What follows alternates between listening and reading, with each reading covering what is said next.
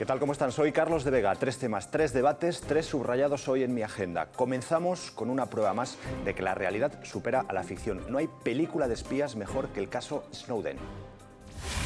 El exconsultor de la NSA busca un país en el que puedan acogerle después de revelar que Estados Unidos espió de forma masiva a sus amigos europeos. Amigos, un momento, Europa dice que eso no se le hace a los que quieres. ¿O sí?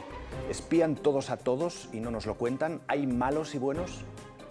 Hablamos en agenda también de un problema muy real que nos devuelve a la base, a la agricultura. Las tierras son parte del conflicto, del origen del conflicto colombiano, son también parte ahora de la solución. Cómo repartir las tierras para lograr detener la violencia. Las FARC y el gobierno colombiano llevan meses negociando una solución para millones de campesinos que quieren recuperar lo que hasta hace muy poco eran sus tierras. 12,1%, esa es la cifra récord del desempleo en la zona euro. Esta semana los líderes europeos, los ministros de Economía, se reúnen para buscar un plan B, aunque hay otros que ya lo han hecho antes.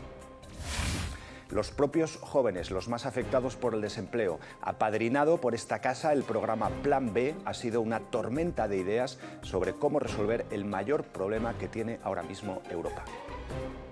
Veía en esas imágenes parte del proyecto. 10 reporteros de Deutsche Welle han recorrido Grecia, España, Italia, Irlanda y Portugal, buscando eso, soluciones, ideas, viendo qué es lo que piensan los jóvenes. Y una de esas reporteras es nuestra compañera Vera Freitag. Vera, habéis recorrido todo el sur de Europa. Entre otras cosas, también habéis preguntado qué piensan los jóvenes de Angela Merkel. Danos un aperitivo. Bueno, de todo un poco, ¿no? O sea, había algunos que no la querían ni ver y había otros que decían, bueno, ojalá que mi país estuviese gobernado por una persona como... así. Bueno, luego vemos un poco más en detalle y sobre todo en qué ha consistido este proyecto tan interesante. Gracias por estar en el programa. Gracias también a Christian Schwarz. Es mi segunda invitada. Ella cree que en el conflicto de tierras de Colombia el mayor problema no son las FARC, sino los paramilitares que arrebataron muchos cultivos a los campesinos. Cristian es coordinadora de la organización Colco, que lucha por los derechos humanos en Colombia. Y sin embargo, Cristian, las negociaciones son entre las FARC y el gobierno colombiano. Con lo cual, ¿qué hacemos con esas tierras que eran de los paramilitares? ¿Cómo devolvérselas a los campesinos? Pues efectivamente el tema de las tierras está en la raíz del conflicto armado, ¿no? Es un tema complejo y si no se toca nunca va a llegar a una paz duradera. Por ahí empezó el conflicto, por ahí parece que se tiene que solucionar, luego entramos en detalles sobre este tema también tan complicado, tan complejo.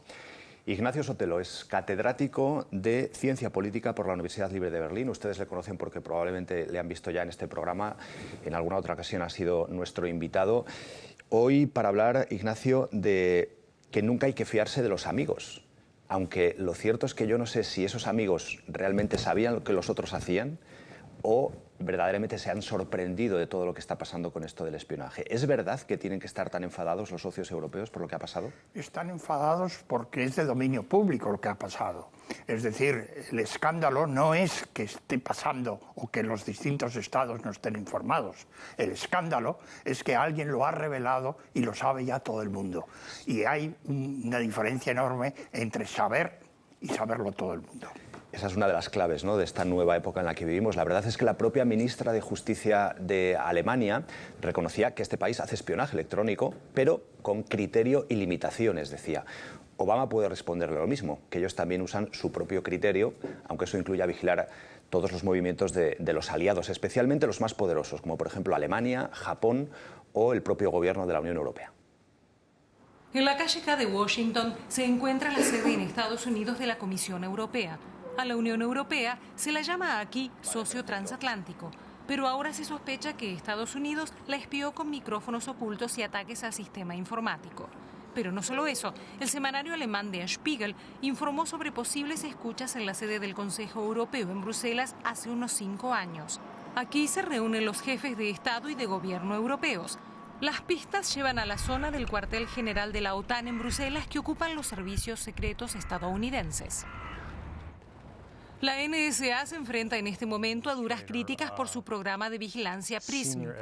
Edward Snowden lo hizo público y desde entonces pesa sobre él una orden de busca y captura. Él fue quien filtró los documentos secretos a los que tuvo acceso Der Spiegel.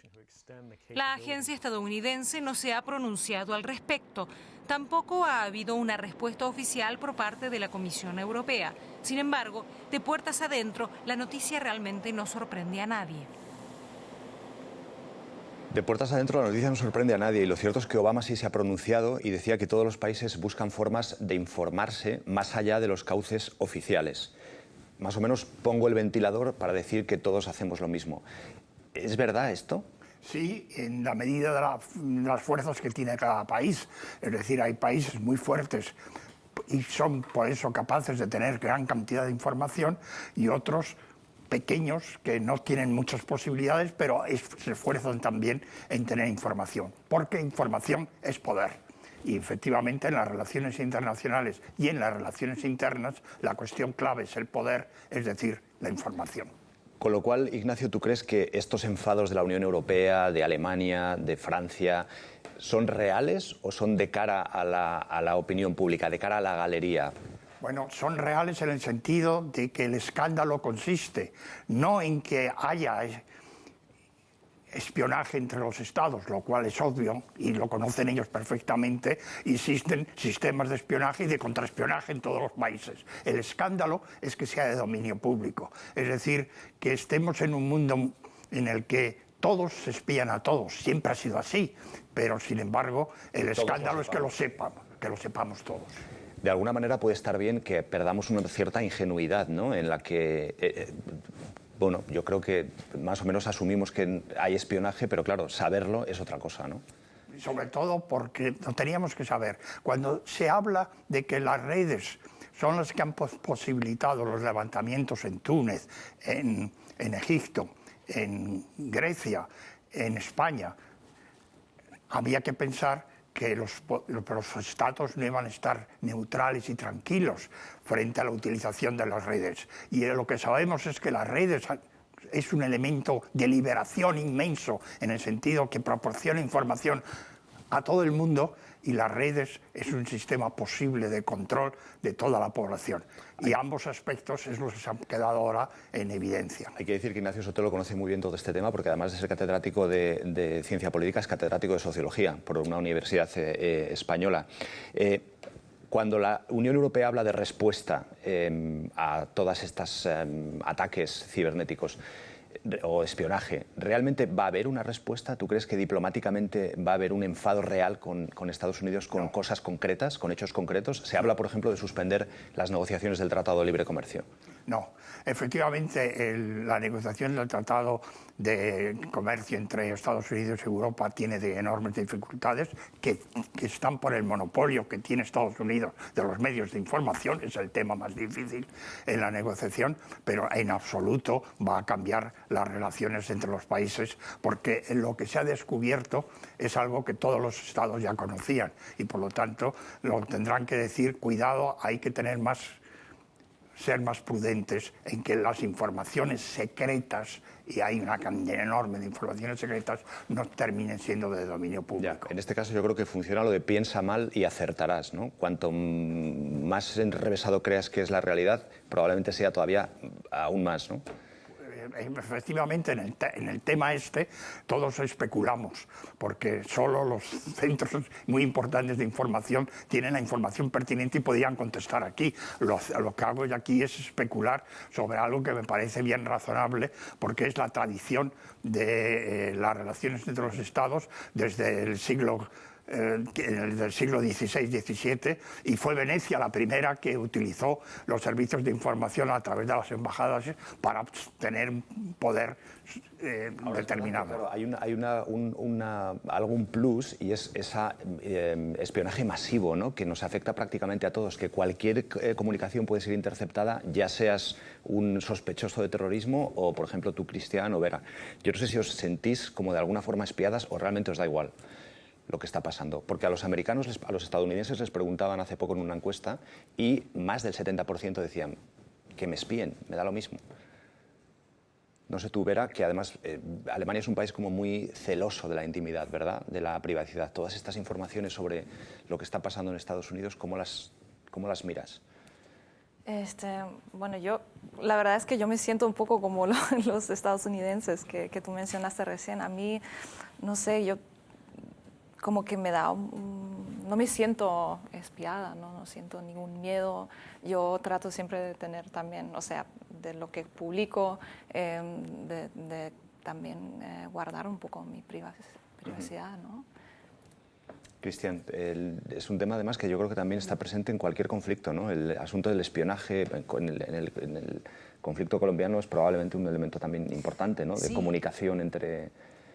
Sí, muy importante. Y además hubo el escándalo del DAS en Colombia, el Departamento Administrativo de Seguridad, que es el Servicio de Información Interno en Colombia, que espió a muchísima gente, sobre todo de organizaciones de derechos humanos que trabajan en Colombia, pero también que trabajan fuera de Colombia, incluyendo incluso algunos miembros del Parlamento Europeo, ¿no? Hay afectados en todo esto, y en mi organización Colco nos dimos cuenta a raíz de cuando salió el escándalo público que tenían algunos correos nuestros a organizaciones de derechos humanos en Colombia en sus archivos. Entonces es muy real, y yo sí intento cuidarme. En Colombia, por ejemplo, es completamente normal que la gente no va con sus celulares a reuniones, ¿no?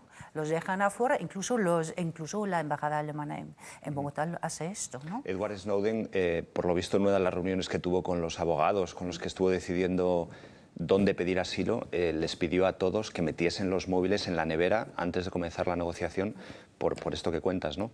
Pero está claro que cuanto más poder, más se espía, y que eso va a seguir siendo así, que ha sido así siempre, ¿no? Así que yo no sé si nos tendremos que realmente sorprender de estas cosas. De hecho, las propias escuchas telefónicas en Estados Unidos se denunciaron ya hace años en un programa que Bush puso en marcha y que también salió a la luz pública a través de una filtración, ¿verdad? La única esperanza es que tienen que procesar miles de millones de datos, y cada vez es más costoso y más difícil. Y los resultados no son tan magníficos como esperan de ello. Utilizan todos los sistemas de información, pero efectivamente la cantidad de datos que tienen que procesar es tan inmenso que uno se tranquiliza y dice, bueno. Y segundo elemento es que hasta ahora Obama decía, hemos eliminado muchos peligros, no ha dicho cuáles, efectivamente, pero ha habido atentados en Estados Unidos y sigue habiéndolos a pesar de ese sistema, con lo cual su eficacia tampoco es tan segura.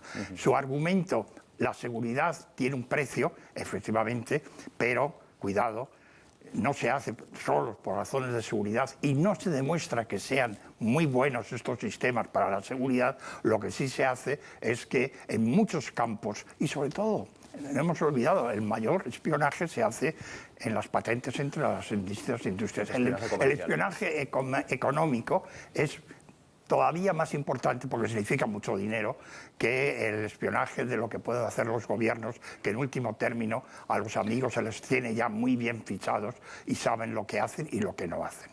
Este espionaje del que hablamos electrónico, ¿creéis que anula? O sea, el espía que va a los sitios, que sigue buscando información, que habla con la gente, que tiene contacto real con las personas, ¿ha desaparecido porque ya solamente existe o sigue siendo necesario? Sigue siendo importantísimo.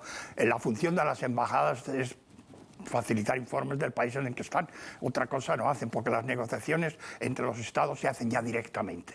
El ministro español llama al ministro alemán y no necesita la embajada. ¿Cuál es la función de la embajada? Es mandar información sobre lo que pasa en Alemania, o la embajada alemana mandar información sobre lo que pasa en España. Y eso es totalmente legal. Segundo, en todas las embajadas hay generalmente es un militar que es el encargado de los servicios de espionaje. Y es público y notorio quién es. Hombre, no se presenta, yo soy el jefe de los espionajes, pero en todas las embajadas todo el mundo sabe quién es el encargado de la información, es decir, del espionaje. Y sin embargo, ese tipo de espionaje sigue existiendo. Es decir, el primero fue a través de las embajadas. Como les dije, fue Venecia la primera que utilizó este sistema. Pero efectivamente todos los demás siguen existiendo. Ahora lo que pasa es que tenemos la cosa de que escribes en Facebook o un mensaje y puedes tener la impresión de que el propio Obama está leyendo o escuchándote, ¿no? Con lo cual hay que tener cuidado con lo que uno pone. No. No. Primero porque la información que uno da es una información que no tiene el menor interés. Es decir, entre millones y millones de datos, unos pocos tienen interés. Oye, y los que tienen interés y los que tienen interés... Facebook, que los datos que escribe Cristian pueden tener mucho interés. Bueno, efectivamente se espía fundamentalmente a las organizaciones políticas, claro, y sobre todo a las de izquierda y las de defensa de los derechos humanos y todo, porque claro, el problema que tienen ahora los estados es que las sublevaciones de la población. Ha sucedido en Túnez, ha sucedido en Egipto, ha sucedido en Grecia, ha sucedido en Turquía. De Turquía se ha trasladado a Brasil. Sí. Y sabemos que un día puede surgir en Estados Unidos.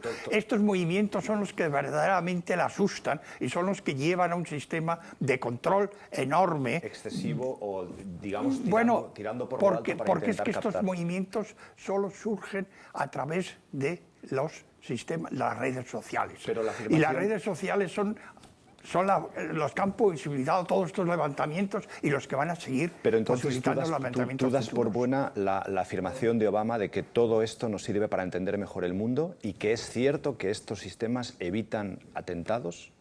Bueno, pueden en algún caso sí. Creo que la suerte de encontrar a través de estos millones de mensajes información útil es mínima, pero existe, por lo tanto, pero la justificación yo no creo que es en la lucha contra el terrorismo el elemento fundamental. El elemento fundamental es el control de los movimientos de masa que se conectan a través de Internet y que son los que verdaderamente ahora están cambiando el mundo. Esto es el tema fundamental y claro está, siempre los estados llaman terroristas.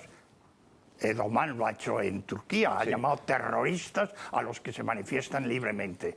El terrorismo que es el pueblo manifestándose libremente en las calles. Son ya unos cuantos años con estos movimientos ciudadanos que cambian un poco lo que era la forma de rebelarse frente a los poderosos de hace décadas que practicaban, por ejemplo, las guerrillas en América Latina, ¿no? La paz en Colombia pasa por resolver un asunto complicado, devolver las tierras a los campesinos que las abandonaron huyendo de esa violencia de la guerrilla o de los paramilitares que se las arrebataron. No va a ser fácil, nada fácil, pero esa es la llave para resolver el último conflicto guerrillero que pervive en América Latina. Miles de campesinos colombianos defienden sus derechos en la calle. Protestan contra las acciones de gobierno en el norte del país. Piden una zona de reserva campesina y el fin de los grandes proyectos de minería y agroindustria. Problemas que se remontan hasta hace décadas, cuando las tierras de Colombia dejaron de ser de sus dueños originales. El gobierno de Juan Manuel Santos busca restituirlas, pero no es fácil. La gestión de la tierra es clave en las negociaciones de paz entre el Ejecutivo y las FARC. Las partes llegaron a acuerdos importantes, pero el apoyo de la guerrilla a los campesinos podría desestabilizar el proceso. Ahora la cuestión es si la reforma rural aprobada por ambas partes será finalmente una realidad. Bueno, hay que decir que esa reforma rural está pendiente de que se consiga un acuerdo global de paz con la guerrilla para que pueda ejecutarse realmente, ¿no? Cristian trabaja mucho en Colombia, va todos los años a Colombia al menos una vez y llevas... ¿Cuántos años ya? Desde el 89. Sí. Así que conoces muy bien el problema colombiano desde aquí, desde Alemania. Además, vuestra organización se coordina con organizaciones de derechos humanos que trabajan allí en Colombia, ¿verdad? Sí, sí, estrechamente. Y sí, nos coordinamos y sobre todo intercambiamos información y las preocupaciones, nos mandan las preocupaciones de ellos que tienen en su trabajo diario. Antes de empezar a hablar contigo, puede haber gente en Colombia que diga, pero ¿y esta mujer con este acento alemán, hablando de Colombia y viviendo y trabajando en Berlín, cómo es posible? Pues bueno, Una cosa es que es posible por el Internet. No, me refiero a cómo es posible, que cuál es el vínculo, digamos, o sea, cuál es vuestra función en relación con el trabajo en Colombia. ¿Actuáis como correa de transmisión de los intereses de organizaciones aquí en Europa? Sí, intentamos un poco dar voz a las organizaciones de derechos humanos en Colombia. Nuestro trabajo no realizamos proyectos financieros o de cooperación, esto no. Nuestro trabajo es más bien un trabajo de incidencia política, de información, de sensibilización a una opinión pública en Alemania y sobre todo también a los que en Alemania y en Europa toman las decisiones según el trabajo bilateral con Colombia. Un poco actuáis de lobby, de presión, Hay un dato del 2011, el 60% de la tierra cultivable en Colombia está en manos de 14.000 propietarios, más o menos. 2,5 millones de agricultores poseen solamente el 20% de la tierra. Muchos agricultores, casi hasta 6 millones de personas desplazadas desde el año 85, pueden querer recuperar esas tierras, pero ¿cómo poder recuperar unas tierras que llevan años o décadas en manos de la guerrilla o de los paramilitares y que han podido cambiar de dueño? ¿Es realmente eso posible? Yo creo que si realmente se quiere, puede ser posible. Hay muchos obstáculos, efectivamente, eso sí. Pero, por ejemplo, los que más han quitado tierras por la violencia de los campesinos han sido grupos paramilitares, muchas veces en cooperación o incluso en operaciones mixtas con las fuerzas de seguridad colombianas. Pero ¿no? si esos paramilitares ya no existen y esas tierras han pasado a otra persona o las han cedido o las tiene otro propietario. Sí, muchas veces tienen como la figura del dueño unos testaferros cercanos a los grupos paramilitares, ¿no? Se está llevando a cabo un proceso de restitución, se intenta, pues todo esto es en muchos casos bien documentados, ¿no? Muchos campesinos... Hay registros, hay papeles, hay documentos que siguen el rastro de lo que ha sido la propiedad de esa tierra, ¿quieres decir? No, es sobre todo a través de las denuncias de los mismos campesinos, ¿ya? Porque uno de los problemas centrales es que el catastro de tierras no funciona muy bien y en muchos casos no cubre toda la tierra, ¿sí? Hay muchos campesinos que nunca han tenido títulos, nunca han tenido papeles que certifican el título, aunque sí son los dueños legítimos de esa tierra, incluso bajo las leyes colombianas. ¿Pero qué pasa? Quiero decir, dando por hecho que esa tierra se vaya a devolver, ¿por qué el que la posee ahora va a devolvérsela al campesino que la tuvo entonces? Porque, Colombia supuestamente funciona bajo o como un Estado de Derecho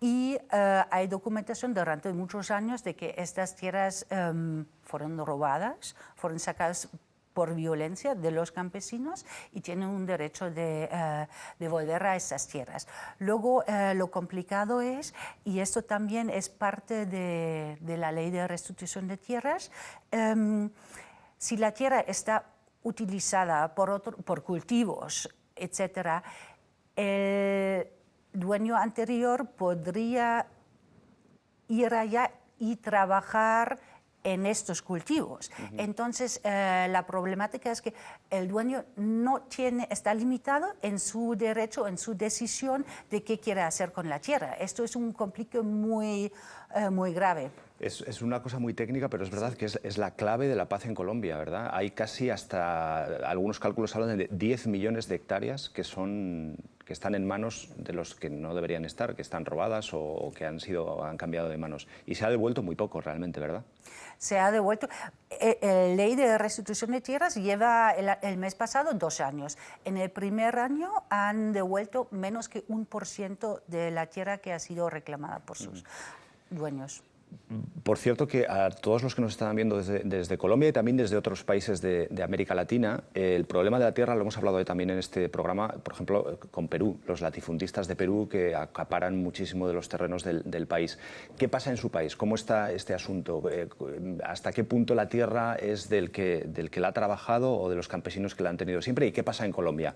Cuéntenos sus experiencias. Tienen ahí la página de Facebook, la están viendo en la pantalla, y ahí pueden incorporar su testimonio y sus comentarios también a lo que estamos oyendo. Vera, tú estuviste en Colombia. Yo no sé si todo este asunto de la paz, de la tierra, lo llegaste a percibir en la visita. Está muy presente, ¿no? Yo estuve hace unos años atrás, pero creo que ese conflicto está muy presente, y incluso en la ciudad donde yo viví, en Medellín, se sentía, ¿no? Y la gente se acuerda de cosas que han pasado. Sí. Hablamos del último conflicto guerrillero en América Latina que, desde el punto de vista sociológico, yo no sé si el hecho de que haya cambiado tanto el mundo es ya el suficiente impulso o empuje para que el conflicto acabe. El problema de Colombia es que, desde el punto de vista socioeconómico de desarrollo, el crear millones de campesinos que vivan en una economía de pequeñas unidades de producción en la economía de subsistencia, es para el desarrollo económico del país no lo más favorable. Es necesario desde el punto de vista social, porque pacificaría mucho, pero efectivamente la concentración de tierras que se ha llevado como se llevó en México de don Porfirio Díaz, y después surgió la revolución que surgió. Es decir, es una forma de capitalización y de modernización y hay el choque, que es el choque más fuerte que nos encontramos en estos países, en Perú también, entre una economía